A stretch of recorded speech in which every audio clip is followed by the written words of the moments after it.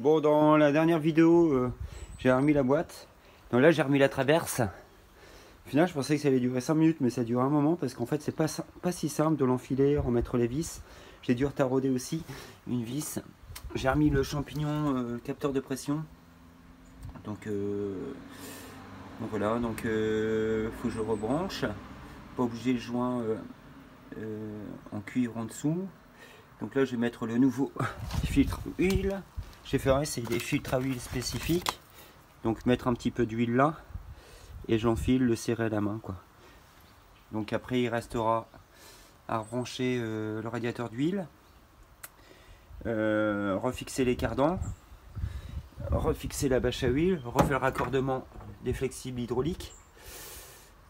Et voilà, quoi. Après aussi le robot, l'actuateur. Et on verra bien la suite. Forcément, il faut remettre aussi de l'huile hein, dans la boîte. Et l'huile moteur. Hein. Parce que si tu démarres sans huile, bah, c'est pas très bon, quoi.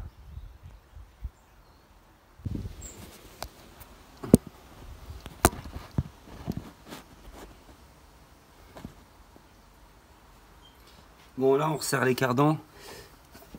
J'ai, en fait, pour placer la voiture par rapport à la boîte de vitesse que j'ai fait simplement, j'ai soulevé d'un côté, j'ai fait tourner la roue et j'ai pu placer le cardan dessus. Parce qu'on peut faire reculer la voiture et tout, mais si on met un cardan, là, on n'arrivera pas à le mettre. Parce qu'après, la boîte de vitesse, elle est engagée. Donc, il faut mieux lever les roues, faire tourner le cardan avec la roue. Et voilà, donc là, je positionne uniquement les vis. Et voilà. Donc, c'est une clé de 13, 12 pans. Si tu n'as pas de clé de 13, 12 pans, va en acheter une. C'est bien avec les 13, 12 pans. J'aurais pu mettre une clé à œil ou une clé à cliquer, mais j'ai envie de me faire chier en fait. Non, je sais pas, moi j'ai des clés, mais c'est des 6 pans. Ça pourrait aller aussi, mais je préfère prendre 12 pans. Voilà. Voilà, donc j'en suis là. Donc les cardans mis, capteur mis,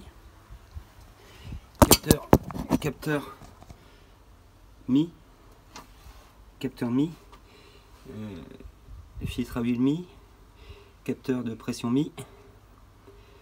Et de toute façon là je mets compte et cardans et j'arrête pour aujourd'hui. Et ça c'est le tasseau pour pouvoir filmer. Bon ça c'est rien, c'est des cornières que j'ai fabriquées pour pouvoir mettre le vase d'expansion dessus quand je ferai mes essais. Ça aussi c'est des débitmètres d'origine, mais j'ai la boîte carbone à air où il est intégré directement les débitmètres dessus. Donc il faut tout mettre la boîte et tout ça, il n'y a pas beaucoup de place, donc au moins avec ça, je peux faire des essais, la démarrer, sans que... et je vois toute la place qu'il y a ici, quoi. Avec la boîte c'est chiant, tu vois pas tout. Donc voilà, donc ouais ça c'est des bonbonnes de mes amortisseurs, c'est pas de l'origine, c'est du Monton, très bonne qualité, truc de course aussi. Voilà. Bon là ce qu'on va faire c'est qu'on va remettre le radiateur d'huile. Donc ça va là et ça va là, d'accord. Donc et il se positionne là-bas. J'ai resserré les vis du cardan, donc ça va. Donc on va le monter. Hein. Il est monté sur silon bloc.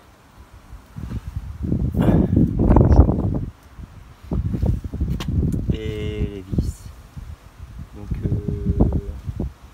sur une 360 d'origine. Donc ça va là pareil. Et ça va dessous. Avec un échangeur huile eau. Et généralement il pète. Moi sur la noire il avait pété. Et quand il pète c'est chiant parce que l'huile va dans l'eau et l'eau va dans l'huile moteur. Donc c'est chiant. Voilà, vous voyez là j'ai mis le filtre à huile neuf. Donc, voilà.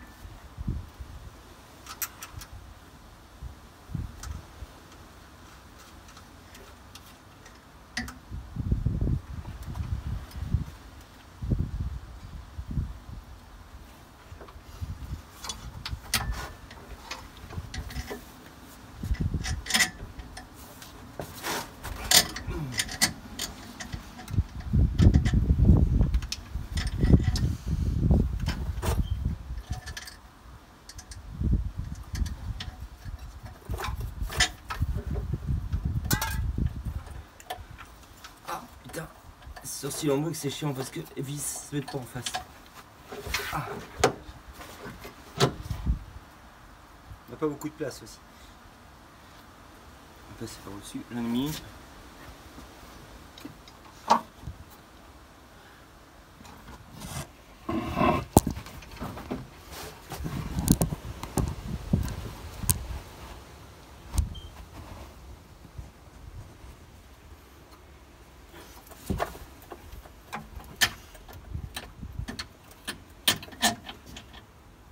On va passer.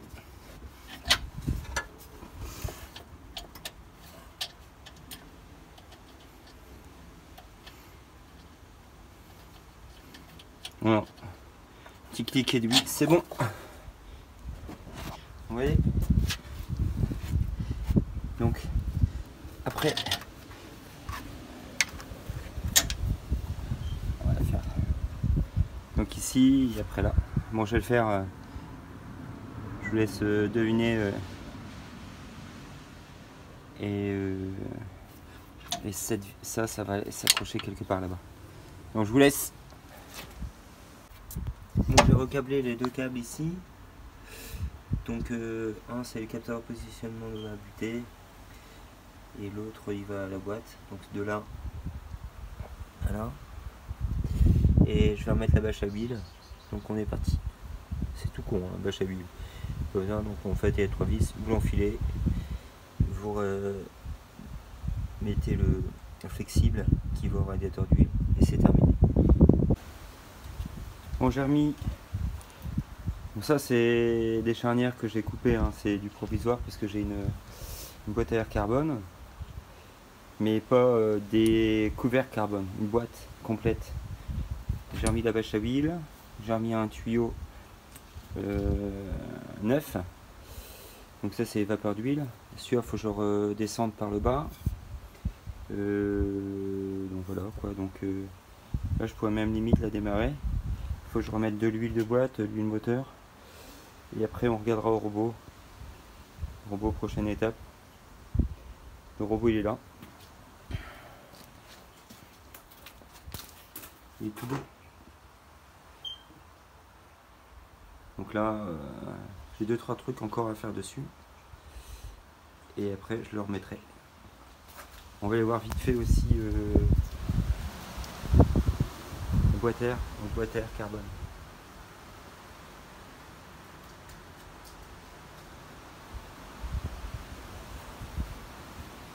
Bon voilà, il me faut ça.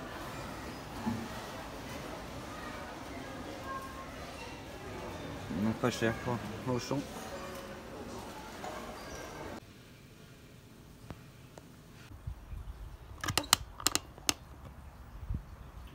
Bon, je vais mettre l'huile.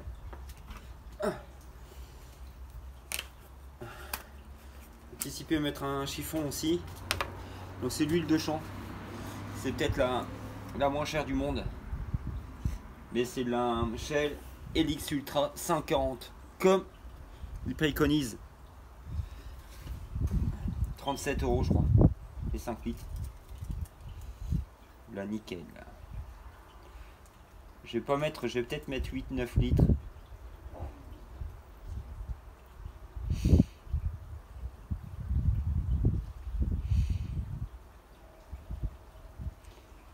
Donc c'est important de mettre de l'huile pour pas casser le moteur.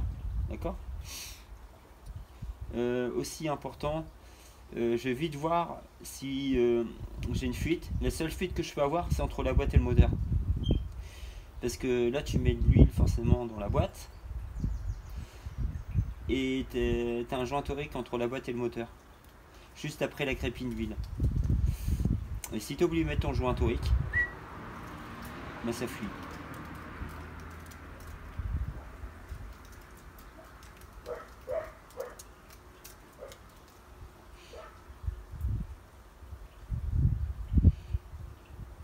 Donc normalement ça fait à peu près 11 litres et demi.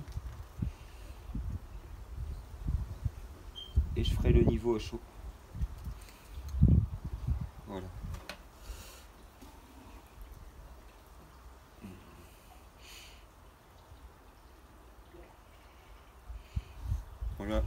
il me reste encore un bon litre. Donc là on va laisser comme ça. Et voilà. Donc l'huile mise. Après je vais mettre l'huile de boîte.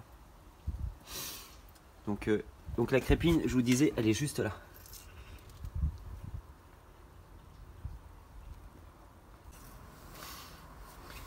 Donc ici tu as un niveau pour l'huile de boîte, ça c'est bien, et ne pas oublier le joint en cuivre. Donc là je vais mettre, il préconise 2-3 litres, mais déjà 2 litres, je verrai déjà bien. En plus ce qui est bien c'est comme il y a un niveau. Mais après l'huile va partir dans le radiateur, donc ça va faire baisser le niveau. Pas en verser trop parce que plus c'est l'huile qui pue. Oh bah voilà, ça commence déjà. Et tout doucement. Bon, de toute façon, je vais pas filmer ça trop longtemps, mais vous voyez, pas. Bon là, on va remettre le démarreur. Donc le démarreur, il se met là-bas. Si vous devez le changer, il faut enlever le fond plat. En enlevant le fond plat, on y a accès. Et il y a les deux goujons là qui sont desserrés parce qu'il y a son petit support qui est au cul. Donc là, le démarreur il est là. Le petit support qui est au cul. Le petit support il se met comme ça. Et donc là, il suffit de repositionner sur les goujons là-bas l'alternateur avec les vis de 13 et après les petites vis de 8. Qu'est-ce qu'ils font là? Qu'est-ce que vous faites?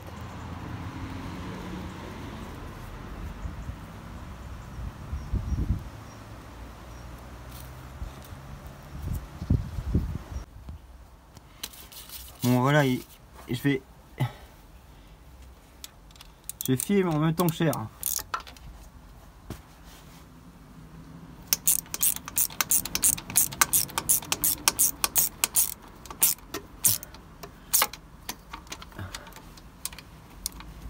Je suis où?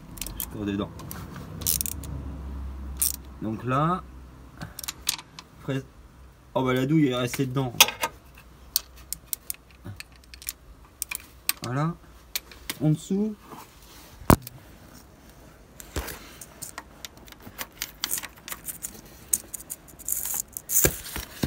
Oh, allez. On la voit. Vous la voyez? On va mettre à l'envers.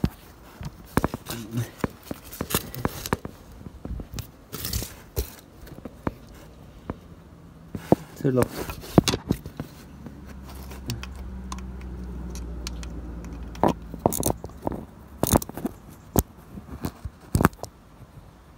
On voit pas grand chose, je vais arrêter de filmer. Après je vous filme le raccordement des câbles. Et voilà. Mon raccordement du démarreur. Donc le plus, vous positionnez on va dire le câble comme ça. Et là, j'espère que vous voyez. Après le petit faisceau là et l'autre petit faisceau là.